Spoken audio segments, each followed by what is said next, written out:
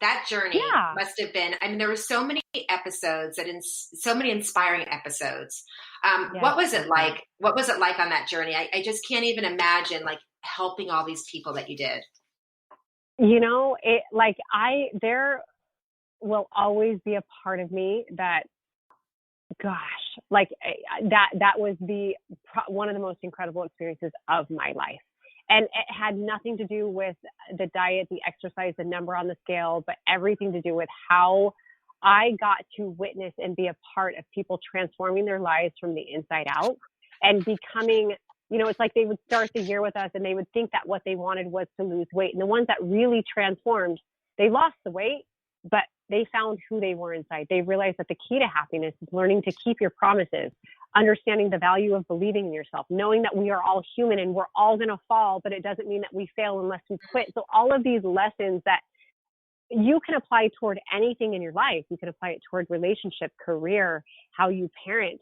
We just applied it toward weight loss on this journey. It was truly, my best friends come from extreme weight loss. Bruce Pitcher, one of my best friends on this planet, he was season 4. And I mean, the things that he endured and went through as a child, he was sexually abused by his own father. He put, it was just insane. And to see who he is today, he's an author. He, has a couple companies and he's coaching people. It's great. Rachel Paul from season 5, she's my director of operations. And so it's like, she set this up. She's the one that I called to get your phone number. So it's just crazy.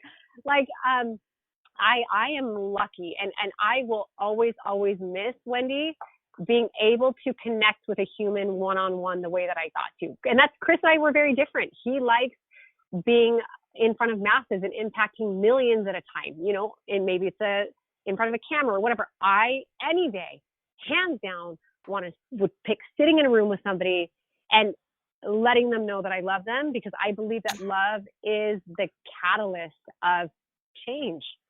Yes. Like, because the people would come to us and they didn't love themselves. They didn't. They hated themselves. They despised themselves. And to have someone like a me or a Chris or whoever that loved this person unconditionally, that said, hey, if you binge, if you mess up, guess what? All you got to do is tell me and I'm still going to love you. Oh, I'll cry. Yeah. That helps them see that they're okay no matter what errors they might be making, and they slowly begin to love themselves. It's amazing. It's amazing. And, to be able to have the courage to go on a show like that, or any kind of show, or even admit that, that you need help, that you need to lose weight, that you need to get healthy. That takes a lot of courage in itself. It does. It really, really does. And a lot of them, the casting process was so important because many of them would come to us, and we had thousands that would, I can't imagine. Every year and want to be chosen. But we would weed them out so quickly, because the ones that were there because they wanted to be on camera or they wanted to be famous or whatever, it was like, and they were great actors. Like, there were some were like, oh my gosh, but we knew the transformation wasn't going to stick. Truthfully, it was the ones that were there and were broken and almost had to be pushed to be there. Those were the ones that were the best, because they were terrified of the camera. They were timid, and they were literally there thinking there was no way they were going to get chosen because they didn't believe in themselves. Those are the ones that we chose. They were there for the right reason. It was so inspiring to watch. I mean, there was I can't even imagine like what you took away from that and your heart, just the fact that you could help so many people. Will you continue to do stuff like that too? Yeah. Oh yeah. I mean, right now inside of Transform, our, Chris and I have an app company. We sell supplements, and we also have a coaching program inside of it. And we have coaches that have learned mine and Chris's philosophy, and they coach people on massive transformations. It's really, really awesome. And I lead that part of the company. I love that. That's all that I really care about, connecting with people and seeing change. And once you can, and it's like, it's in you, so you can't stop. And it's like, just when you see these people thriving and you see the difference that this, you see from beginning to middle to end, you're like, I got to keep going on this journey. This is like what I'm meant to be. What inspires you, Heidi? Gosh, a lot of different things inspire me. I think it's changed over time. I think what always has inspired me is just the idea of my setting an example for my kids and making sure they have all that they need in life. Right. Yes. And I have to say, over time, there are certain people, things, examples like Chris, you know, and who he was when I met him and still is today. But I remember meeting him and just seeing how he believed and how he knew he was going to change the world. Like that inspired me. But now it's like, as time goes on, I realize like with a lot of self-work, I have gotten to a point where I actually inspire myself, which is great. And I inspire myself because I'm surrounded by people that cause me and force me to be my best. I'll say it again, Bruce Pitcher from season 4, Rachel Paul from season 5, some of my best friends, and the people that I'm lucky enough to get to raise kids with, both Chris and Derek. I am inspired by, I love connection and seeing people grow into their best selves is the most beautiful thing on earth. We need more people like you in this world. You know that? Especially like now with all the fighting and all the politics and COVID and the lockdown and the world's like, I mean, we didn't grow up like this, you and I, Heidi. I mean, our kids are growing up in a world that's so different and so we can't, I mean, I think there's good parts to COVID. Because I didn't used to get in the car every time I walked out of a store and wipe my hands down and do all that. And the minute I walked in the door, like I didn't do things like that. And, you know, I'm taking more moments to like settle my mind and I don't have to rush to do a million things because it was kind of nice to not have to do that. But in this crazy world, like you don't even want to watch the news anymore. I want to watch people like you who are inspiring people, who are making a difference, who put out a skincare line that's like, you know, not only good for us, but it's also providing scholarships for young girls around the world. You have a partnership with She's the First. Things like that. We need to have people that do more things like that.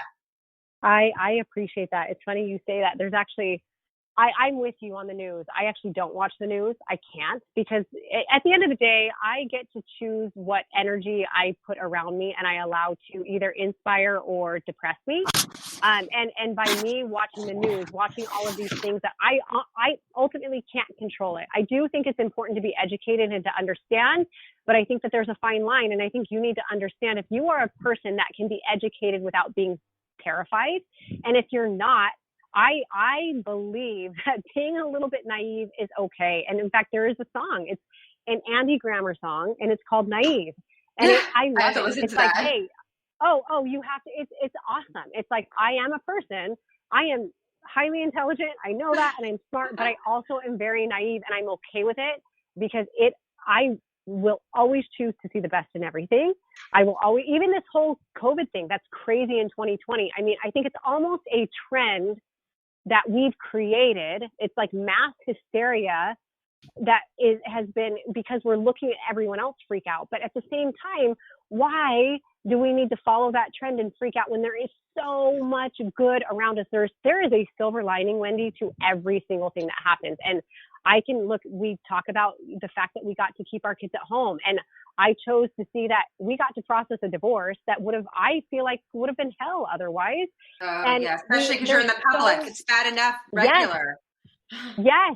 And I could have been someone that was like, oh my gosh, we are getting divorced. And then we got stuck in the same house together for months. But you know what? I chose to see that, hey, we got to work through a lot of crap as we were going through this. So I think a lot of it too is perspective. And I think it's really important that we understand we can't choose what happens outside of us. We can't choose what's happening in the world. We can choose how we react to it, and we can choose how we, like, the peace that we find and the good that we see in everything. And I think I believe that is the key to happiness. I agree. If you were here, you'd be my best friend. Like if we lived in the same town, we'd be hanging out together. I agree. Oh my gosh, you're crazy about you. You're one of the nicest people ever. So all the things that you do and fitness expert, businesswoman, you just started a new skincare line. You were on a major ABC hit show and so much more. I mean, I could go on and on. Yeah. How do you balance your day?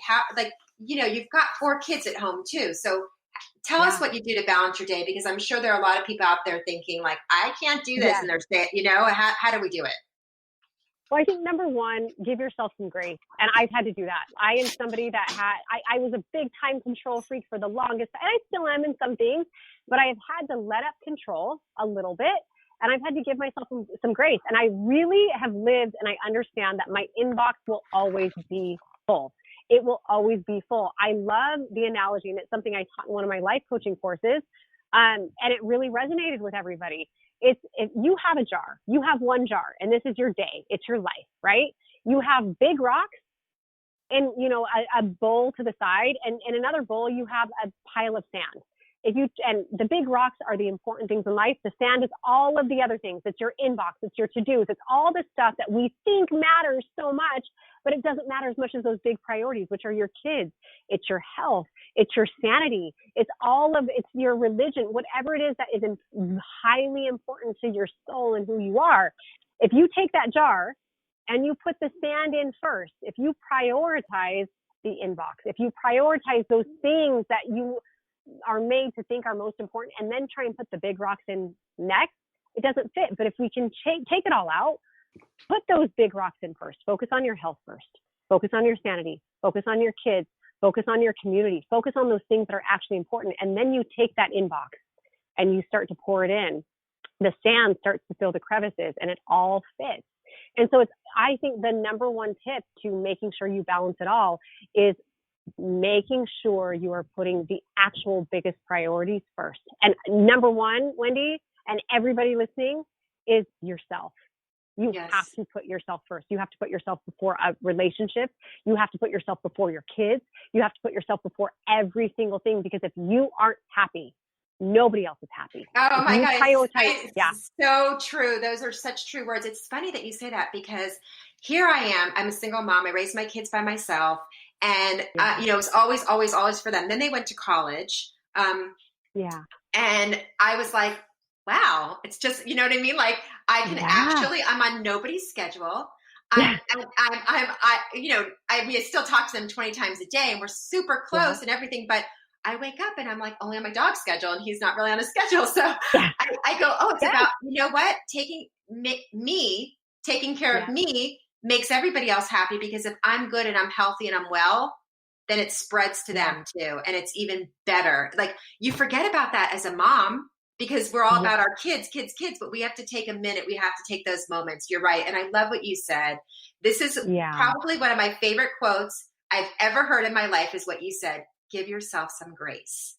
Oh, I seriously, I will remember that always, like that you said that.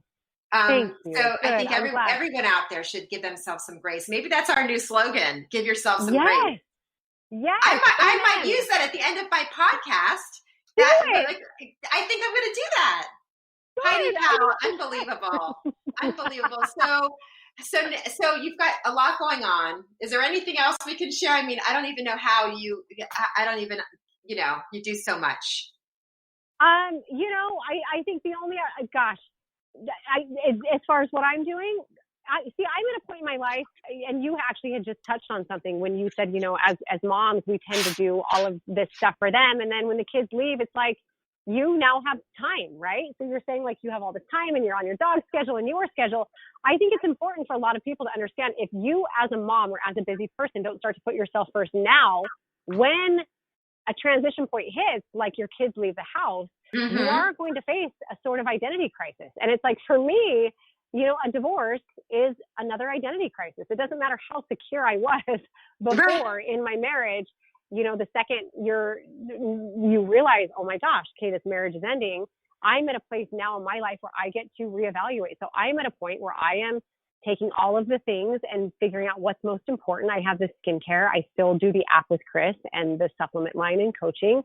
And I think the other thing I'm the most passionate about by far and away is my digital coaching courses, because I believe there's so much gold and wisdom that comes with making mistakes and failing at a couple marriages. Like people can look at me and say, how are you one to give any advice in life? Well, I believe the people that don't do it right the first and sometimes second time are the ones that understand a lot about how to make it work. Yeah, exactly. But I also think on another note, people look at you and they'll be like, wow, she went through 2 divorces. She's done all this stuff, and look at her. She's still standing, and she's still, so it's like you're inspiring at the same time, and that you can also be vulnerable and say, I went through, bad stuff too. I went through hard stuff too.